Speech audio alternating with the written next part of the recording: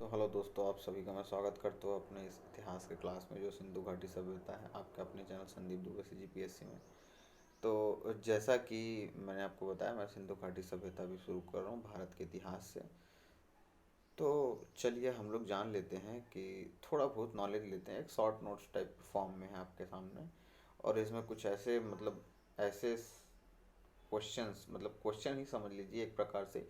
ये जितना चीज़ मैं लिखा हूँ ये कहीं ना कहीं और किसी न किसी रूप से कोई सन में और किसी भी एग्ज़ाम में व्यापम और पीएससी के आए हुए हैं। हर एक शब्द और हर एक चीज़ जो मैं लिखा हुआ हूँ, आज मैं आधा पार्ट कवर करूँगा, कल आधा कवर करूँगा। ठीक है, तो आप पढ़िए आज सिंधु घाटी सभ्यता।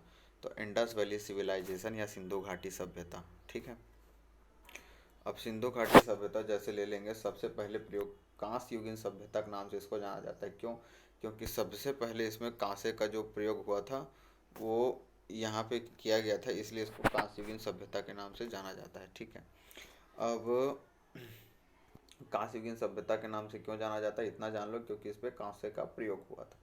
ठीक है, इसका जो भौगोलिक विस्तार अपन मान सकते हैं, है ना। भौगोलिक विस्तार मतलब भारत में किस क्षेत्र में कहाँ से कहाँ तक फैला हुआ था, तो ईस्ट ईस्ट में ये फैला हुआ था आपका। ईस्ट में ये फैला हुआ था आपका आलमगीरपुर उत्तर प्रदेश में। ईस्ट मतलब होता है पूर्व में, और पश्चिम में सुतका के अंडर में।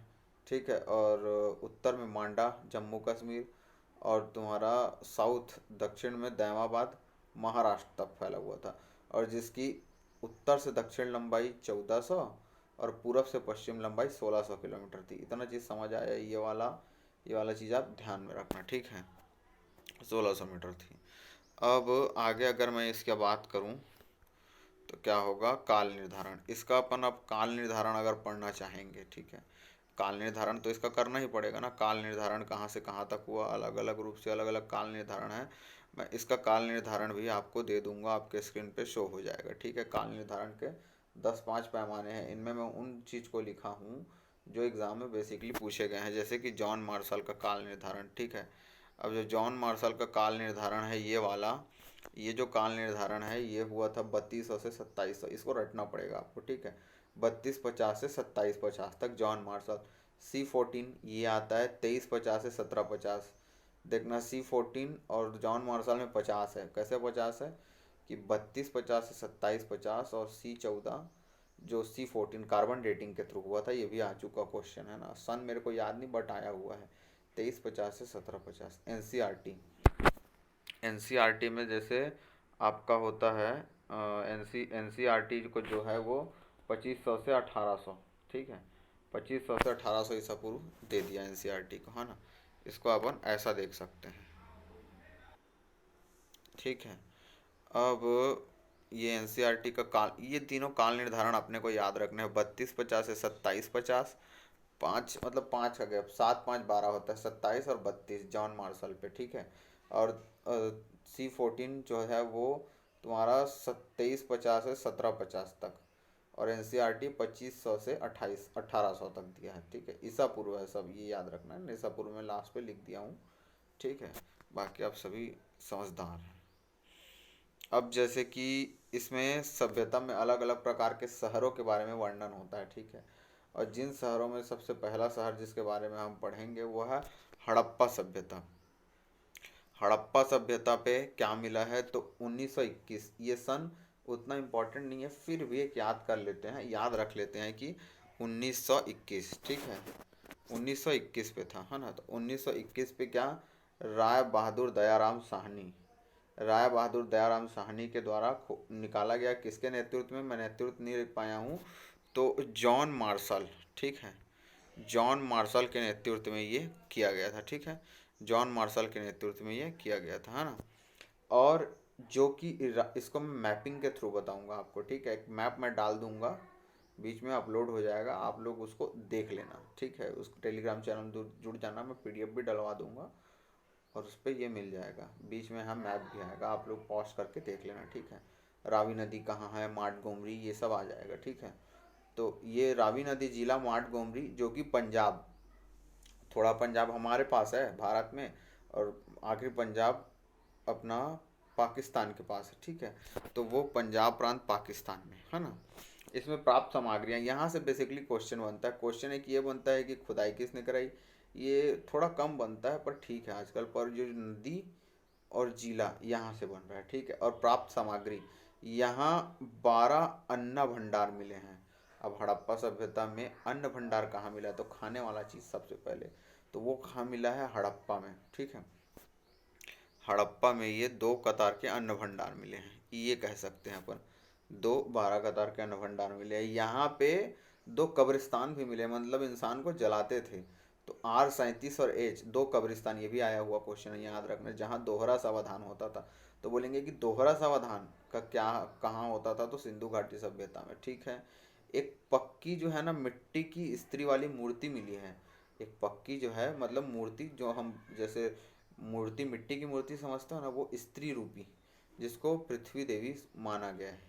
क्या माना गया, पृथ्वी देवी माना गया है। तो क्या मिला है, 12 अन्न भंडार मिला है 2 कतार में, R37H और कब्रिस्तान दोहरा सावधान मिला है। पक्की मिट्टी स्त्री, पक्की जो मिट्टी की स्त्री मूर्ति है वो मिली है, ठीक है। अब मोहनजोदड़ो को देख लेते हैं अपन। दूसरा टॉपिक है मोहनजोदड़ो। पहला हड़प्पा हो गया ना, अब मोहनजोदड़ो। ये है मोहनजोदड़ो। मोहनजोदड़ो मतलब मृतकों का टीला, जो कि 1922 में, जस्ट 1 साल बाद खोजा गया। सन उतना इम्पोर्टेंट नहीं है, मैं अभी भी बोल रहा हूँ। आ जाए तो ठीक है, नहीं तो उतना इम्पोर्टेंट नहीं है, ठीक है ना। ये नाम इम्पोर्टेंट है। कौन खोजा, राखल दास बनर्जी। मृतकों का टीला राखल दास बनर्जी।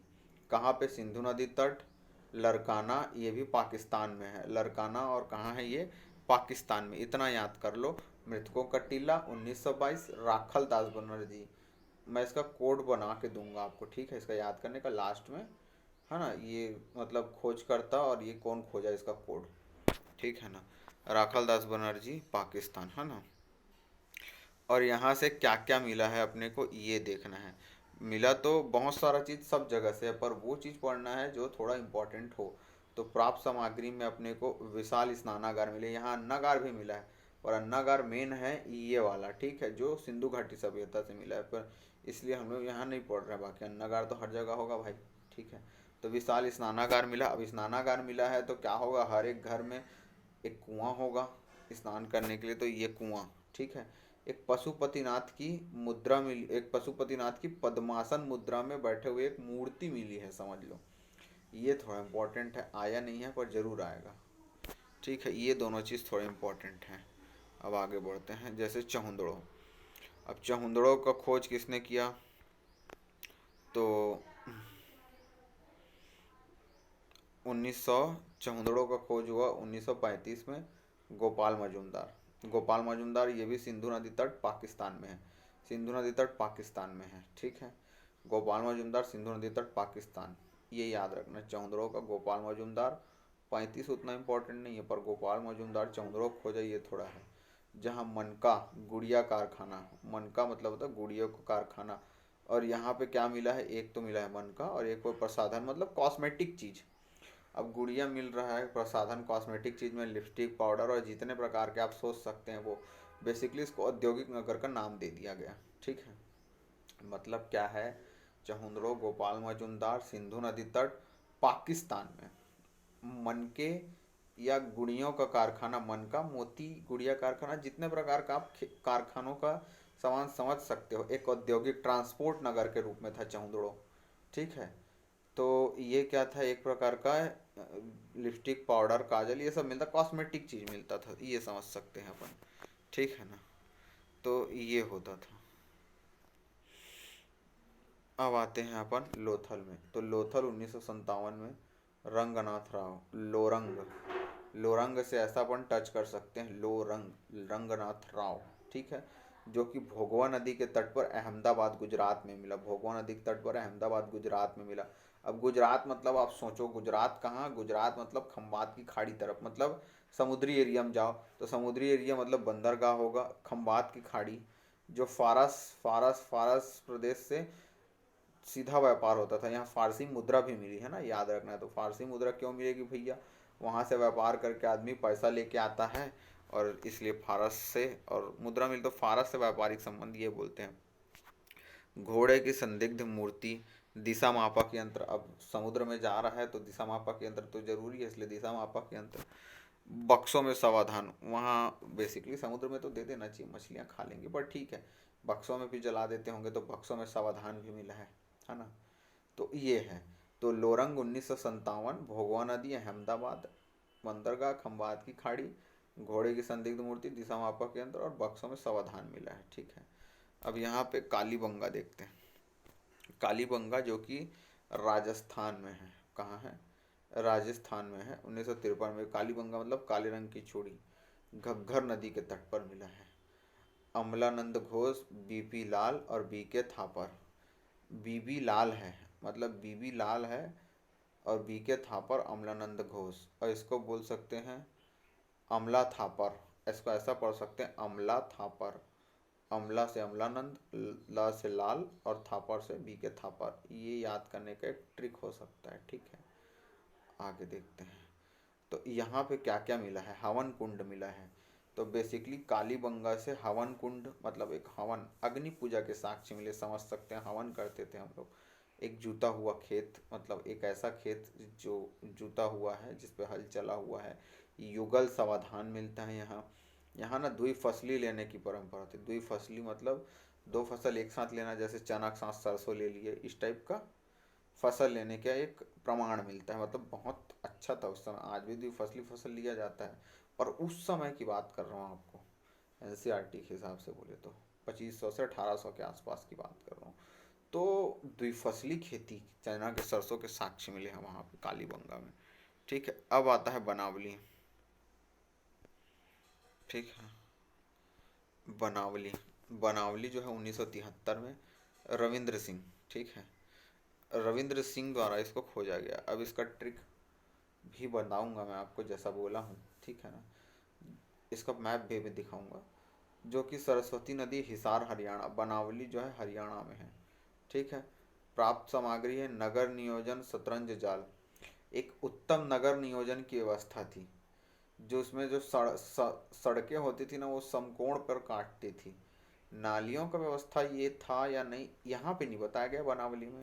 तो शतरंज का जो जाल की तरह जो नगर नियोजन की व्यवस्था थी ना, वो था, ठीक है। अच्छे किस्म का जौ भी यहाँ से मिला है, अच्छे किस्म का जौ भी मिला है यहाँ से, ठीक है।